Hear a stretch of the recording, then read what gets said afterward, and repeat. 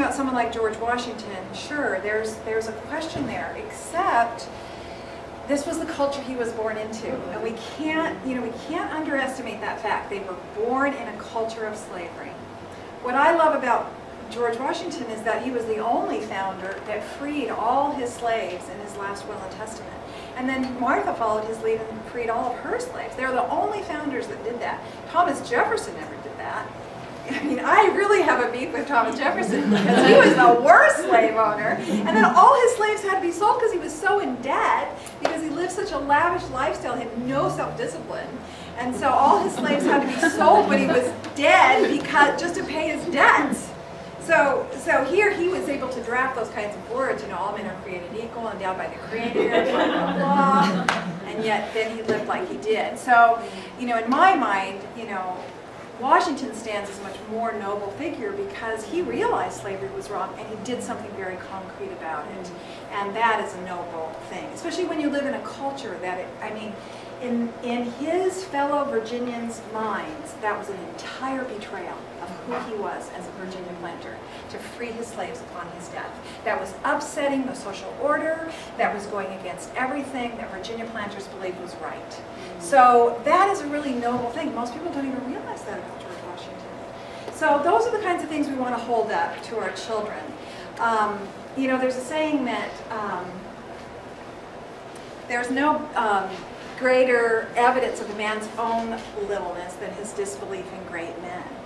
Not all great men were great in everything, but we have to acknowledge the things that they were great in. Otherwise, we just display that we ourselves are that small if we don't believe that anyone can achieve some measure of greatness.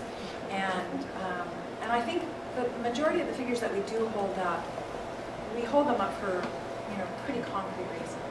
And we want to pass that on to our children. We don't want our children to be cynics, because there is a lot of good in this world, and we want to emphasize that. And yes, we have to take the bad in that balance, but we want to make sure that they have some people that they can look up to, that dealt with the issues of their culture, and that's important.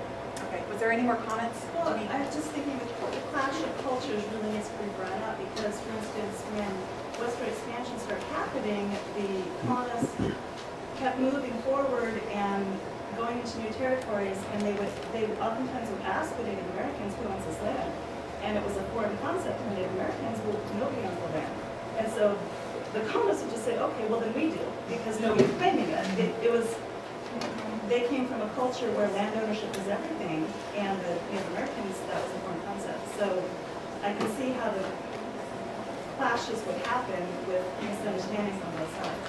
Yeah, that's a really good point. And we're going to, after this section, we're going to move into William Penn. And William Penn is another just fabulous character that I love to hold up because,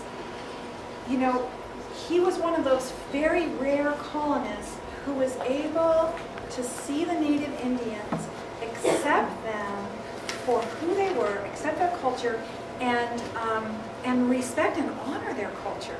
And that was why, it was William Penn that established the longest lasting treaty with the Indians in all of early colonial history.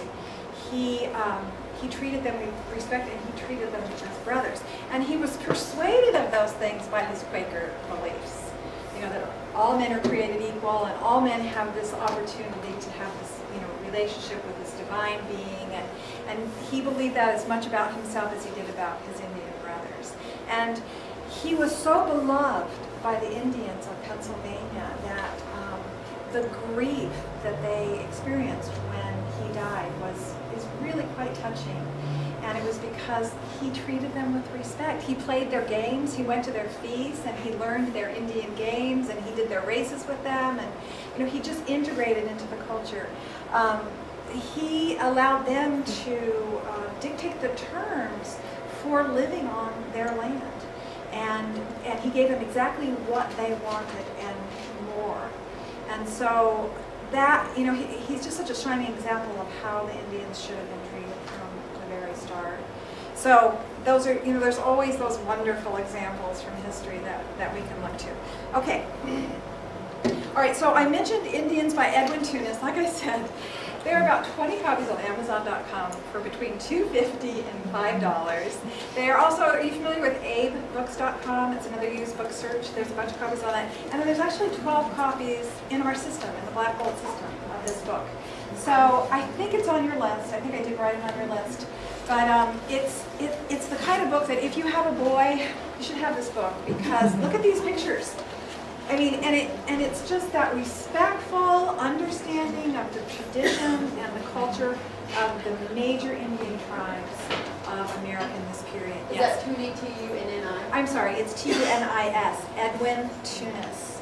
And also, of course, as you can see, the pictures are wonderful for reproduction purposes. That's what you have on your sheet. And what I did were wigwams of the Penobscot Indians. So this would be great to paste in your notebook with the sign of the beaver notes that you're doing with your children, because these were the types of wigwams that the Penobscot Indians built. And look at what sort of structural wonder they are, with those, you know, the crisscrossing, dome-shaped poles, and then those were covered by, you know, animal skin. And then they built these raised platforms that you can see in the other picture in the interior. These places were really pretty comfortable. You know, once they had all those animal skins in there, and the smoke went up through a hole in the ceiling, and so they were easy to tear down and move with the hunting season, or with whatever they were, you know, trapping at that period. So those are the kinds of drawings that are in Edwin Tunis's books. He also has Colonial Craftsmen and Weapons, and another one called Frontier Living.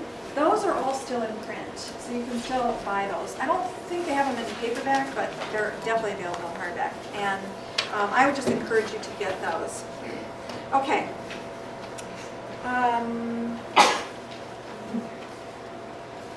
The Puritans, I think, are just a real interesting study, because they, I don't know how much you ended up doing on the the whole witch thing, but it's kind of a macabre, but it's kind of an interesting element of early American history. I heard someone speak on this at one time, and I don't know if you guys remember when we had a special prosecution. You know, Ken started this thing with Clinton. It was a special prosecution.